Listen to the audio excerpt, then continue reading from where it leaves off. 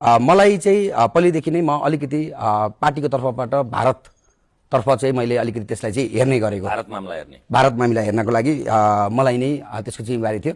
र उहाँले बारम्बार के भन्नुभयो भन्दाखेरि चाहिँ भारतलाई म जे पनि बुझाउनको लागि जे पनि गर्नको लागि तयार छु, मलाई प्रधानमन्त्री बनाउनको लागि भारतलाई बनाऊ भनेर उहाँले मलाई पठाउनु भयो। र त्यसपछि मैले त्यो कुरा कहिले पनि गर्न सकिनँ, किनभने भारतसँगको यो चान्चुने कुरा गरिरहनु भएको छैन है। यो फेरि यो सार्वजनिक प्रसारणमा गएको विषय हो, यसमा जवाबदेही एकदम पर्छ। मुखर पनि म फेरि म लाइभ डिटेक्सन टेस्ट लिन तयार छु, म झुटो बोलेको टेस्ट लिन तयार छु। त्यो पार्टीको महामन्त्री हुनुहुन्थ्यो, प्रवक्ता हुनुहुन्थ्यो, रविजीको सबभन्दा विश्वास पात्र हुनुहुन्थ्यो। रविजीले के भन्नुभयो भन्दै हुनुहुन्छ भने तपाईँ उपप्रधान र गृहमन्त्री एकपटक भएर दोस्रो पटक भइसके पछाडि भारतसँग म जेसुकै कुरामा सम्झौता गर्न तयार छु, मुकुलजी यस्तो लबिङ गरिदिनुहोस् कि भारतको आशीर्वादले म प्रधानमन्त्री हुन सकौँ। त्यो उहाँले त्यो मलाई भन्न पठाइसकेपछि मैले तर भारतसँग कहिले पनि त्यस्तो कुरा गरिनँ। र भारतले पनि त्यसपछि एक प्रकारको जुन यो दलहरूको बीचको आन्तरिक मामिला हो, यसमा अलिकति नधकल भन्ने तरिकाको पनि एक प्रकार त्यहाँ कुराहरू हुन्थ्यो। र मैले भारतसँग जहिले पनि आफ्नो कुराहरू गर्दाखेरि मैले क्रिकेटको विकासको लागि कुराहरू गरेँ। भारत भनेको तपाईँ कोसँग कुरा गर्नु? होइन, त्यो कूटनीतिक कुराहरू भएको कारणले गर्दाखेरि मैले सबै कुराहरू खुलाउन मिल्दैन। तर त्यहाँनिरबाट जुन तपाईँ त एउटा विद्यार्थीबाट चिकित्सक भएर के अरे विवेकशील अभियानबाट जोडिएर तपाईँको धेरै ठुलो अनुभव पनि छैन, कोसँग त्यस्तो सम्बन्ध भयो जसका कारणले तपाईँ त्यो सम्बन्ध छ, त्यसमा मैले अहिले खुलाउन चाहिनँ। तर तपाईँले त्यो सम्बन्ध म तपाईँलाई भन्दैछु, त्यो सम्बन्ध यतिसम्म रूपमा नै सही, त्यसका विषयमा त त्यसरी होइन। म तपाईँलाई भन्दैछु त्यो सम्बन्ध कतिसम्मको थियो भन्ने कुरा भन्दैछु।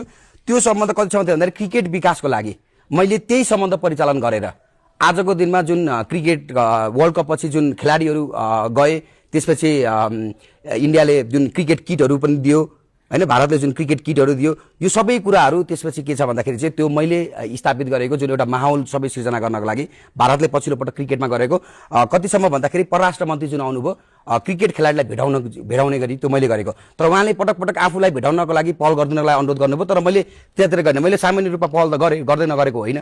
तर त्यति बेला उहाँले गर्दा गर्दै पनि मैले क्रिकेट खेलाडीलाई भेटाउनलाई मेरो पहल नभएको। तपाईँलाई संवेदनशीलता बुझाउँदैछु, कूटनीतिज्ञले हेर्दा परराष्ट्र मामिलाका जानकारहरूले हेर्दाखेरि चाहिँ तपाईँले दिएको तर्क जग हसाइ नहोस् भन्न खोजे।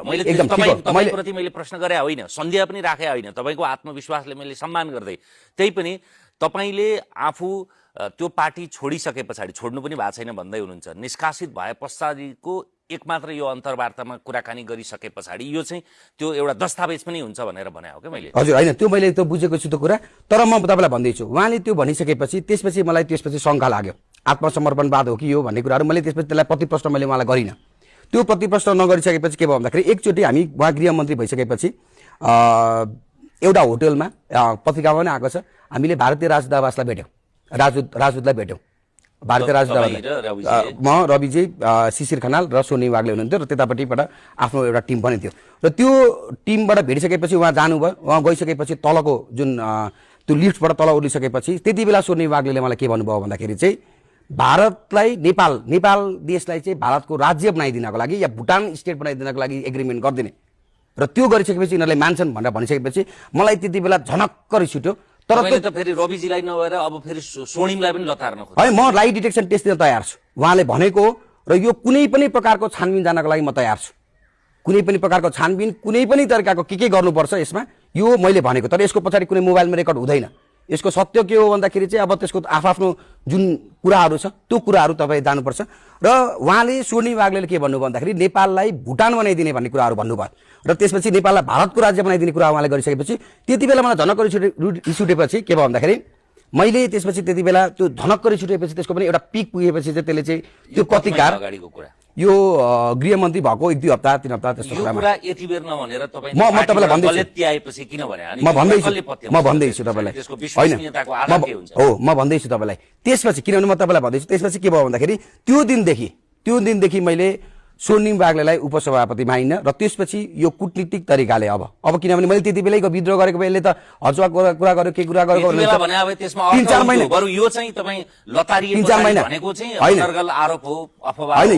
यो कुरा म तपाईलाई भन्दैछु, अहिलेको हिसाबले म कुनै पनि प्रकारको लाइ डिरेक्सन टेस्ट गरेर सबै कुरा जान्छु, र त्यति बेलाको एउटा व्यक्तिको हिसाबले पनि मैले त्यो कुरा त्यति बेलै बाहिर निकाल्ने या पछि गर्ने के गर्ने भन्ने कुराको एउटा अन्यलमा म रहेको मैले एउटा विद्रोह गर्नुपर्छ भन्ने कुराहरू म तपाईँलाई भन्दैछु। विद्रोहको जुन प्रस्थान बिन्दु कहाँ छ भन्दाखेरि प्रस्थान बिन्दु जब उहाँहरूले नेपाललाई भारतको राज्यको रूपमा बुझाउने भन्ने कुराहरू गर्नुभयो, त्यसपछि चाहिँ मेरो के भयो भन्दाखेरि चाहिँ अब त्यसपछि चाहिँ मैले उहाँहरूलाई नेता मान्न सकिनँ। रवि लामिछानेले को कुरामा उहाँले ठ्याक्कै राज्य बनाउने कुरा गर्नु भएन, सोनी बागले त नेपाललाई भारतको राज्य बनाउने गरी कुरा गर्नुभयो र त्यसपछि मैले उहाँलाई उपसभापति आफ्नो मन हृदयबाट मान्न र आएको समय आइसकेपछि त्यसलाई देखाउँछु भन्ने नि यही कुरा चाहिँ तपाईँले यहाँ मसँग गर्नुको साटो पार्टीभित्र त्यो कुरा उठाउने अथवा सार्वजनिक रूपमा गर्ने त्यति संवेदनशील कुरा नेपाललाई भुटानीकरण गर्ने तपाईँ भन्दै हुनुहुन्छ। ताल परे उस्तै भुटानको संरक्षित राज्य बन्न के अरे भारतको संरक्षित राज्य प्रोटेक्टोरेट स्टेट भन्ने स्तरको कुराको चाहिँ यसरी 2-3 महिना थामेर राखेर यो भडास चाहिँ यति बेला पोख्ने हो र? यो त्यति बेला मैले किनभने म अडिगल थिएँ, त्यति बेला पोख्ने कि कति बेला गरेँ भनेर म त्यसपछि प्रस्ताव यात्राको रूपमा गएँ, सबै कुराहरू गरेँ। त्यसपछि उनीहरूको कुराहरूलाई मैले अझै जुन खोतल्नुपर्ने कुराहरू गरेँ, किनभने म एउटा देशभक्त सिपाही भएको कारणले गर्दाखेरि र म एउटा राजनीतिक व्यक्ति पनि भएको कारणले गर्दाखेरि त्यसलाई त्यो कुरालाई मैले बिर्सेको थिइनँ र त्यो कुरालाई मैले त्यही दिनदेखि म योजनाबद्ध रूपमा तरिकाले अहिले तपाईँ हेर्नुहुन्छ भने अहिले होइन 8 मे जुन